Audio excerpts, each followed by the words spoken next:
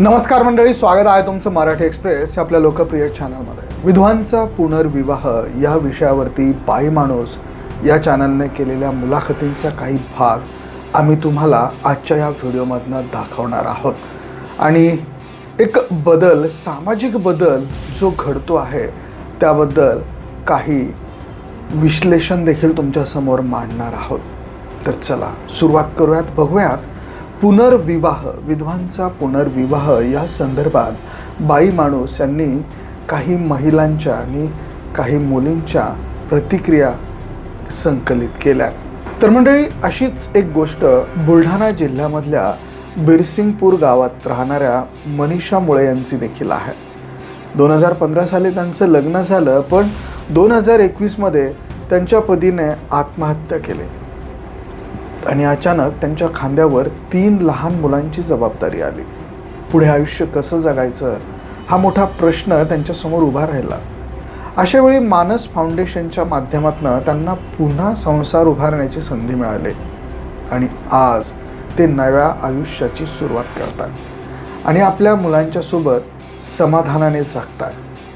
तर मंडळी, अशा एक ना अनेक उदाहरणं ही सध्या या ठिकाणी आहेत. माझं पहिलं लग्न होईल होतं, ते वारले होते, त्याच्यामुळे दुसरं लग्न केलंय. लेकराले सहारा म्हणून. मला 3 अपत्य आहेत.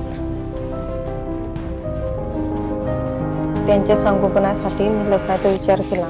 महामती स्वभाव आवडेल होता, ते मुलं पाहिजे होते. मग त्याच्यामुळं आम्ही म्हटलं बघ, दुसरी करणं काय ही करणं काय, हिचा आपण सांभाळ करू शकतो. मग आम्ही लहान्या सरांची भेट घेतली आणि लहान्या सरांच्या जवळ सांगितलं की बा अशाची गोष्ट आहे. नाही, मी भाऊबंदाचा कोणाचा विचार नाही केला.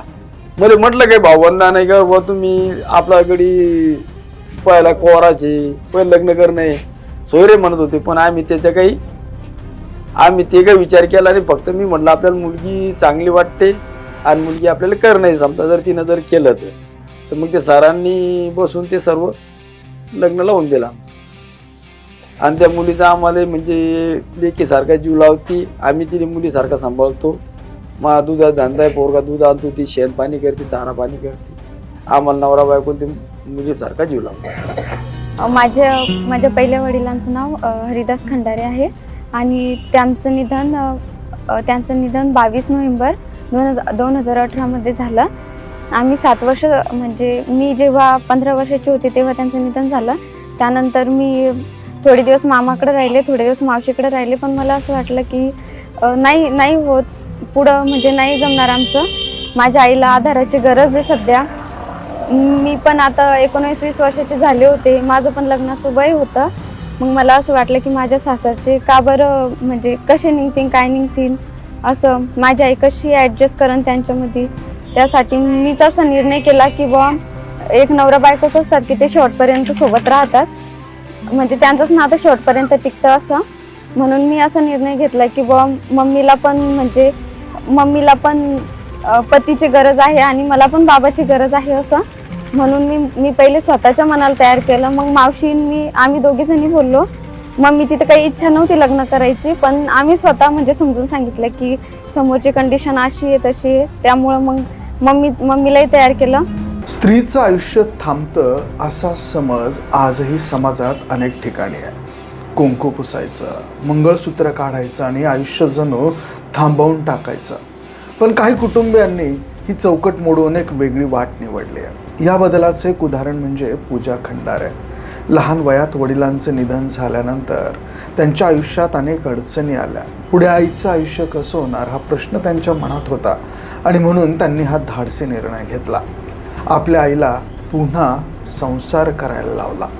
म्हणजे अशा एक ना अनेक कथा सध्या बुलढाणा जिल्ह्यात ऐकायला मिळतात. या सगळ्या मागे काम करतात ते मानस चळवळ. दत्तात्रय लहाने यांनी सुरू केलेल्या या उपक्रमातून विधवा आणि एकल महिलांना पुन्हा संसार उभारण्याची संधी दिली जाते.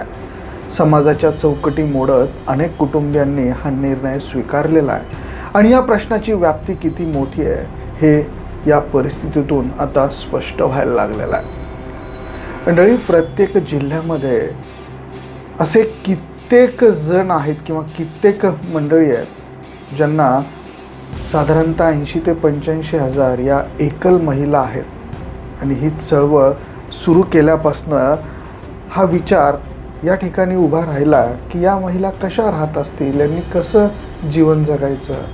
आपल्याला जशी मानसिक भूक असते, आपण जसं खातो पितो तसं शारीरिक भूक पण असते. ती सगळ्या पशुपक्षी प्राणी जीव जंतू या सगळ्यांना असते. त्या महिलांना सुद्धा ती असू शकते. पण हा विचार समाज मात्र निश्चितपणे करत नव्हता. आणि मग या महिलांचं लग्न का होत नाही, हा पुनर्विवाह त्या का करत नाही, यामागचं कारण शोधताना असं जाणवलं की त्यातलं महत्त्वाचं कारण जर कुठलं असेल तर त्यांचे मुलं.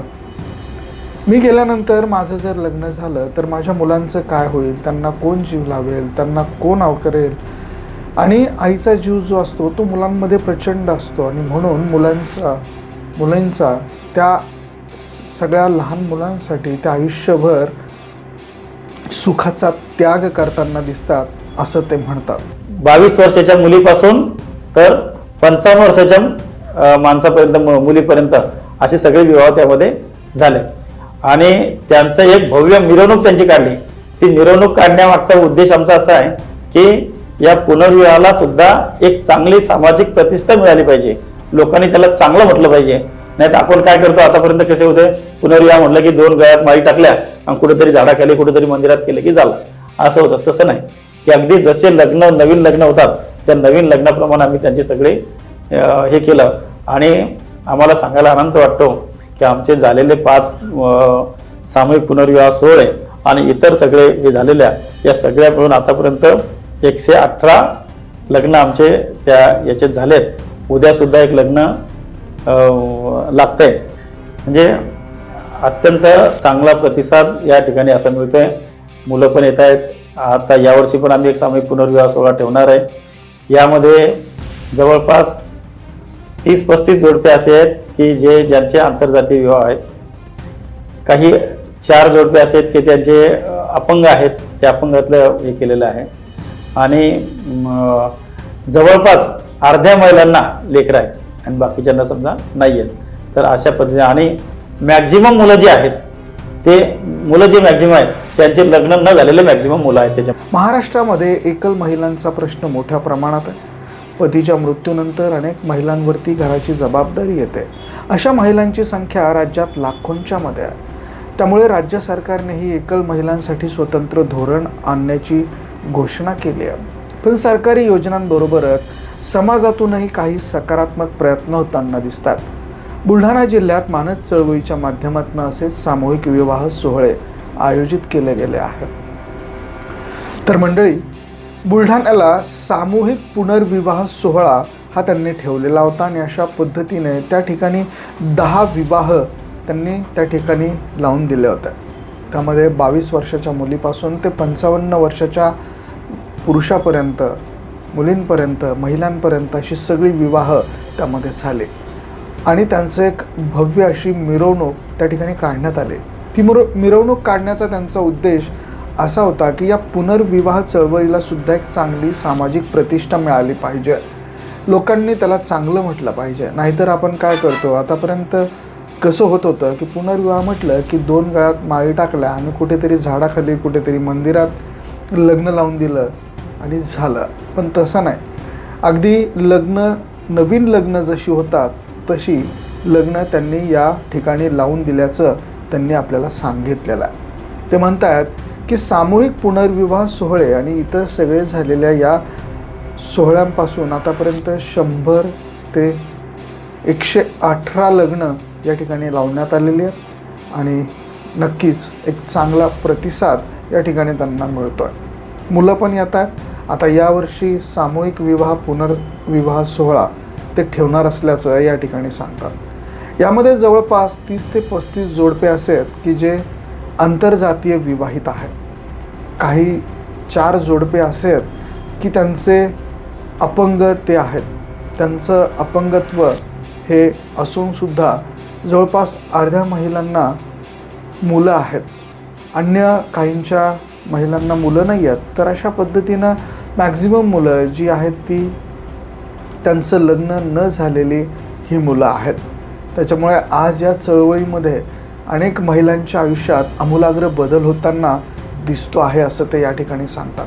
प्रत्येक जिल्ह्यामध्ये माझा असा अंदाज आहे, प्रत्येक जिल्ह्यामध्ये साधारणतः 80 ते 85 हजार या एकल महिला आहेत. मी जेव्हा ही चळवळ सुरू केली, माझ्या मनामध्ये हा विचार आला की या महिला कशा राहतील, यांनी कसं जीवन जगण्यासाठी आपल्याला जशी मानसिक भूक असते, आपण जसं खातो पितो तशी एक शारीरिक भूक पण असते. ती सगळ्या पशु पक्षी प्राणी जीव जंतू या सगळ्यांना ती आहे. त्या महिलांना सुद्धा ती असू शकते, पण हा विचार समाज मात्र निश्चितपणे करत नव्हता.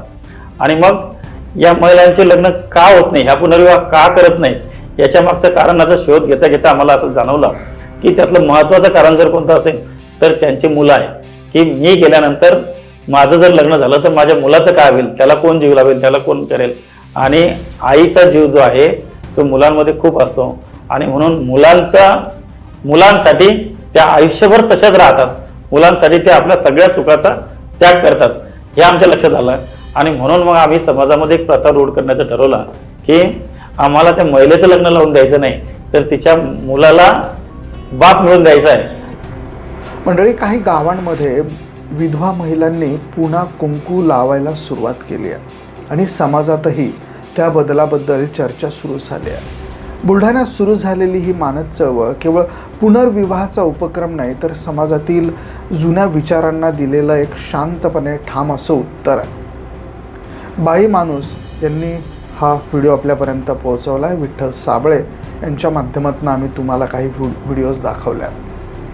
मानस चळवळ जी बुलढाण्यातील विधवा पुनर्विवाहाची सामाजिक क्रांती म्हणून ओळखली जाते. विधवा पुनर्विवाहाची नवी पहाट म्हटलं जात आहे. बुलढाणा जिल्ह्यात सामाजिक रूढींच्या चौकटी मोडणारा एक धाडसी प्रयत्न या ठिकाणी झाला. मंडळी, आम्ही केवळ महिलेचं लग्न लावून द्यायचं नाही, तर तिच्या मुलाला वडील मिळवून द्यायचा असा प्रयत्न करतोय असं दत्तात्रय लहाणे म्हणतात, जे की संस्थापक आहेत मानस चळवळीचा. त्यांना प्रमुख अडथळा ही मुलांचं भवितव्य आणि सामाजिक बहिष्कार बदलाची सुरुवात. मुलींनी पुढाकार घेऊन आईंचे लग्न लावून दिल्याच्या काही यशोगाथा. 118 पेक्षा जास्त त्यांनी पुनर्विवाह यशस्वी केल्यात. तर वडिलांच्या निधनानंतर स्वतःच्या आईचा पुनर्विवाह एका मुलीने लावून दिला. मनीषा मुळे, ज्यांच्या पतीच्या आत्महत्येनंतर 3 मुलांसह नव्या आयुष्याची सुरुवात त्यांनी केली आहे. तर आंतरजातीय आणि अपंग व्यक्तींचेही पुनर्विवाह संपन्न झाले. ही एक सामाजिक क्रांती आहे. महिलांचे हक्क मानस फाउंडेशनच्या माध्यमातून पुढे येतात.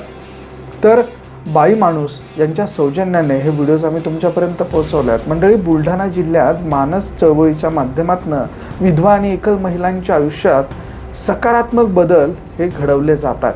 ही चळवळ केवळ पुनर्विवाहापुरती मर्यादित न राहता समाजातील जुन्या चौकटी मोडून महिलांना सन्मानाने जगण्याची नवी संधी देते आहे.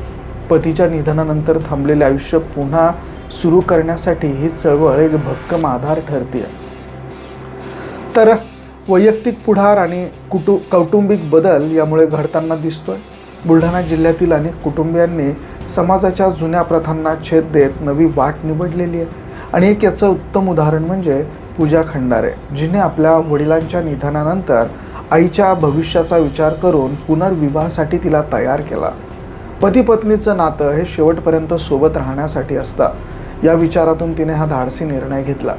सुरुवातीला आईची इच्छा नसतानाही परिस्थितीची जाणीव करून दिल्यानंतर हा विवाह सोहळा पार पडल्याचं सांगितलं गेलं.